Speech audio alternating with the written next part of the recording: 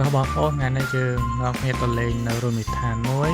ដែលក្នុងទឹកដីខេត្តតាកែវគឺរមណីយដ្ឋានកំពូលពេជ្រឬក៏ជាគេហៅថារមណីយដ្ឋានអន្លង់ភ្ញៀវ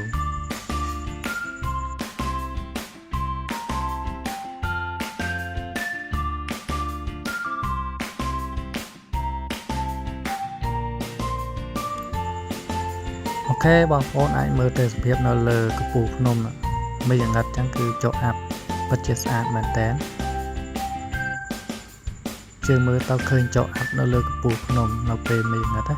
អូខេនេះគឺជាតាមផ្លូវដែលយើងត្រូវទៅកាលខ្ញុំទៅគឺផ្លូវនៅជាផ្លូវដីទេប្រហែលជាឥឡូវអភិវឌ្ឍចាក់ជាផ្លូវកស៊ូហើយឬមិនដឹង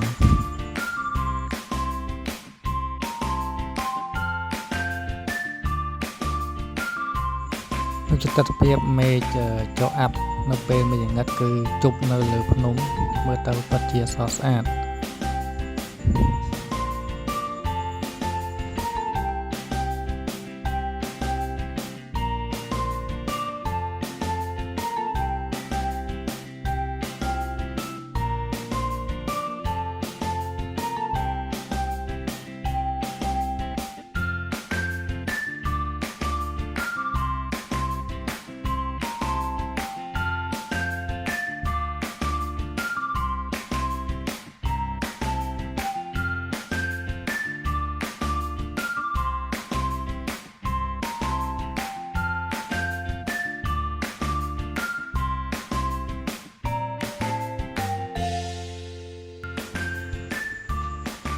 អូខេឥឡូវនេះយើងបានមកដល់ហើយគឺច្រកផ្លូវចូលនៃរមណីយដ្ឋានកំពូលពេជ្រដែលគេហៅថាអន្លង់ភ្ញៀវ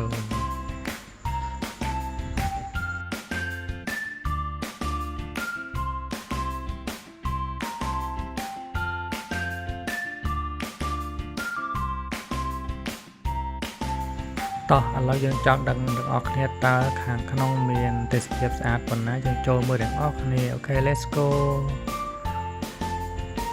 អូខេបងប្អូនអាចមើលទេសភាពនៅតាមដងផ្លូវ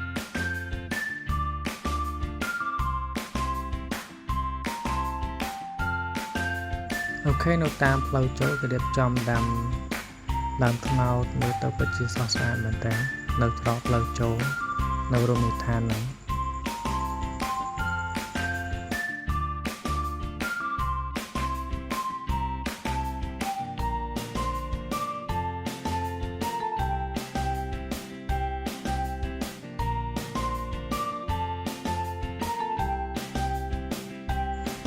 អូខេទេសភាពនៅទីនេះពិតជាស្រស់ស្អាតមែនតើបងប្អូនអាចមើលទាំងអស់គ្នាជាមួយនឹងទេសភាពពណ៌បៃតងហើយនៅជើងភ្នំដែលយើងមើលឃើញភ្នំស្អាតជាមួយនឹងព្រៃឈើពណ៌បៃតងអូខេតោះឥឡូវយើងចូលមើលទាំងអស់គ្នានៅខាងក្នុងទៀតតើមានអ្វីប្លែកជាងណាទៀត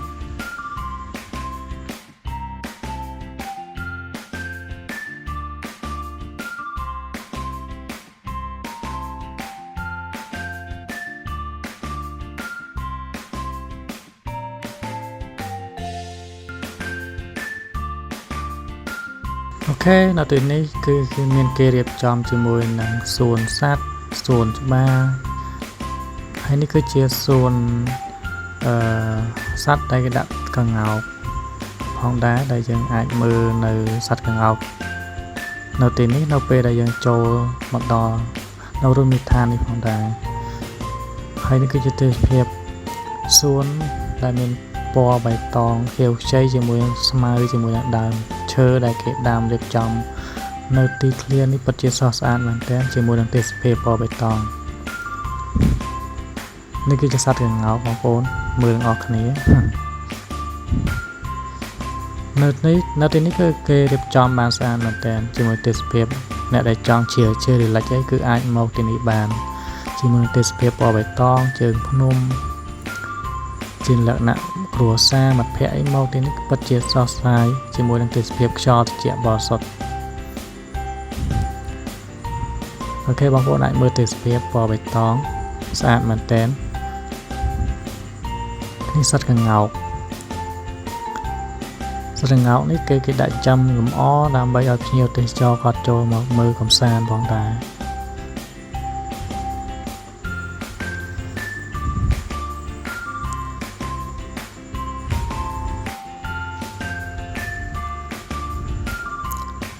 អូខេទីនេះគឺជាសួនដែលគេរៀបចំសម្រាប់ភ្ញៀវទេសចរមកលេងកម្សាន្តថតរូប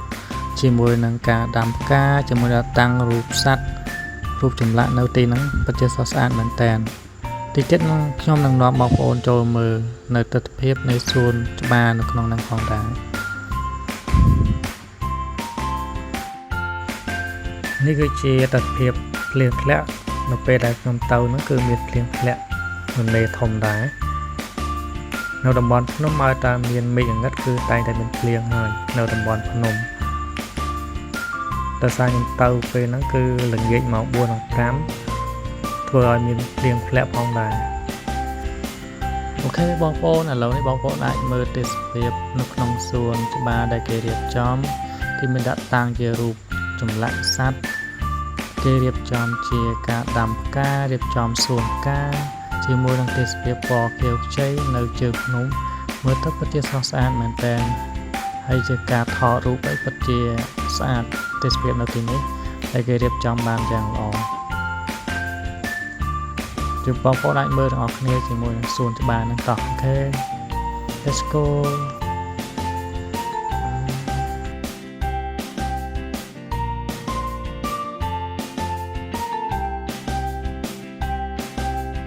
នេះជាទិដ្ឋភាពទាំងមូលនៅក្នុងសួនកំសាន្តរមណីយដ្ឋានកំពូលពេជ្រដែលគេហៅថាលំភ្ញៀវហ្នឹងបងប្អូនអាចមើលគេការរៀបចំរបស់គេពិតជាស្អាតមែនទែនដូចនៅ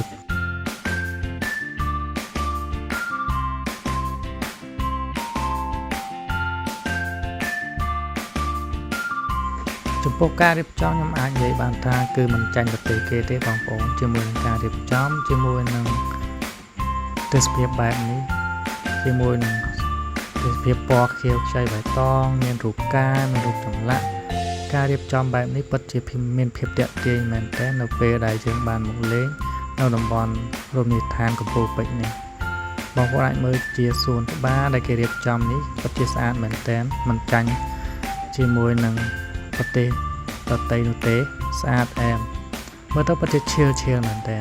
នៅពេលលំហែកាយចុងសប្តាហ៍ជាមួយមិត្តភ័ក្តិជាមួយក្រុមគ្រួសារបងប្អូននេះពិតជាអស្ចារ្យមែនតើនៅពេលដែលមកកំសាន្តនៅតំបន់នេះតោះបងប្អូនអរគ្នាឥឡូវនេះយើងមើលកំសាន្តអរគ្នាទៀតតើមានអ្វីដែលអស្ចារ្យនិងប្លែកជាងនេះនៅក្នុងតំបន់រមណីយដ្ឋានកំពូលពេជ្រនេះអូខេ let's go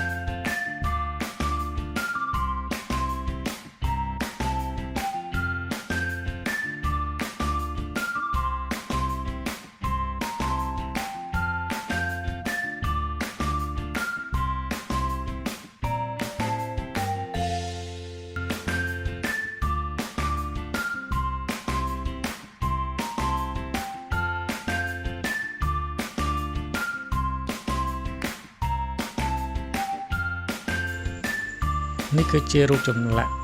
សត្វដែលគេដាក់តាំងឲ្យភ្ញៀវទេសចរដែលមកលេងកម្សាន្តបានមើលនិងបានថតជាមួយនឹងរូបចម្លាក់សត្វទាំងអស់នេះបងប្អូនអាចមើលតែនេះគឺជាសត្វស្វាអើយទីនេះគឺជាសត្វស្វាអើយបងប្អូនអរគ្នាមើលទៅពិតជាការរៀបចំឌីក័រស្អាតមែនតើនៅទីនេះពិតជាអែមឈៀលហ្មងអូខេសួនច្បារបៃតងគេរៀបចំបានយ៉ាងស្អាតជាមួយនឹងដើមផ្កាដាំខ្ញុំគិតថាទីនេះពិតជាស្អាតមែនទែននៅការរៀបចំរបស់គេនៅសួនច្បារនេះចំពោះការថតរូបអីពិតជាស្អាតមែនទែន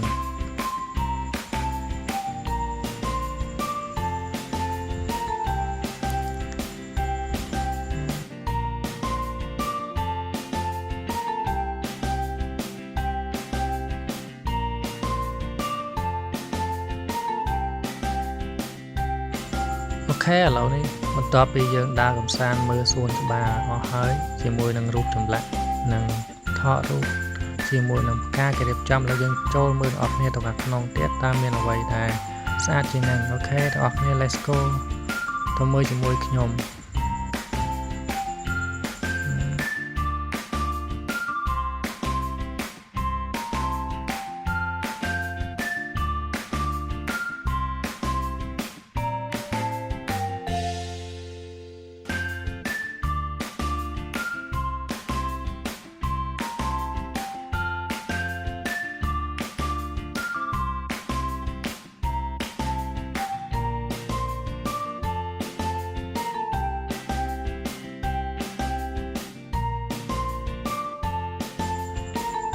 អូខេបងប្អូនឥឡូវនេះយើងបានមកដល់ហើយនៅទីសួន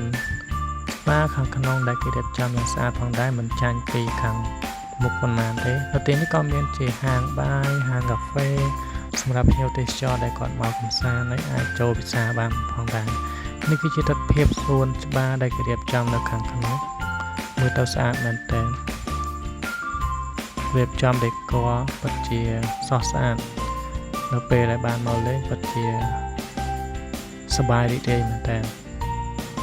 អូខេបងប្អូនអាចមើលទាំងអស់គ្នានៅទេសភាព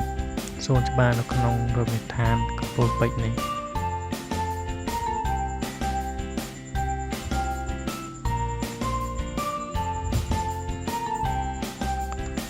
ការរៀបចំរបស់គេពិតជាស្អាតមែនតើនៅក្នុងទីធ្លានេះអមជាមួយនឹងទេសភាពព្រៃភ្នំផងដែរប្រសិនជាចង់ស្អាតនៅពេលដែលយើងមកលេងចន្លោះពីម៉ោង4ដល់5ពិតជាស្រស់ស្អាតទេសភាពនៅទីនេះហើយពេលនេះគឺខ្ញុំមកលេងម៉ោង4ដល់5ឲ្យបងប្អូនមើលទៅពិតជាស្អាតអូខេបងប្អូនអរគ្នាមើលទៅពិតជាស្រស់ស្អាតទេនៅទីនេះនៅពេលដែលបងប្អូនចង់មកលេងពិតជាកថាសប្បាយរីករាយនិងស្រស់ស្រាយមែនទែននៅទីតាំងមួយនេះនេះគឺជាទីធ្លាដែលយើងមើលទៅនេះជាការរៀបចំដែលយើងសម្រាប់ភ្ញៀវទេសចរគាត់មកថតលេងកម្សាន្តចឹងណាសួនច្បាររៀបចំយ៉ាងស្អាតទេសភាពនៅជើងភ្នំរកណាបានពណ៌បៃតងធម្មជាតិបែបនេះមួយនឹងការរៀបចំសួនច្បារនៅជើងភ្នំពិតជាស្រស់ស្អាត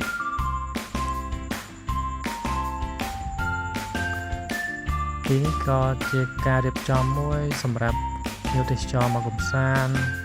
នៅពេលដែលបានមកពិតជាសប្បាយរីក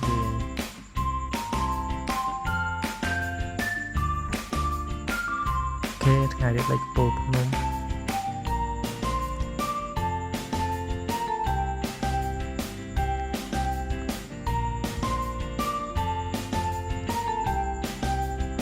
អូខេតោះបងប្អូនយើងបន្តមើលអស់គ្នាទៀតទីនេះក៏គេមានគេរៀបចំទងសម្រាប់យើងជិះលេងកម្សាន្តផងដែរនៅពេលដែលយើងមកទីនេះនៅជាប់ជាមួយនឹងសួនច្បារគេរៀបចំផងដែរទេសភាពពណ៌ខៀវខ្ចីពិតជាស្រស់ស្អាតមែនតើន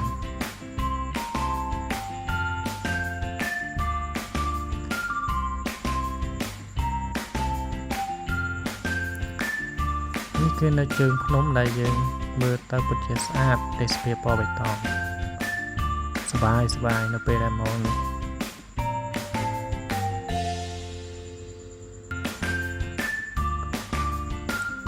អូខេបងប្អូនអាចមើលកម្សាន្តរបស់គ្នា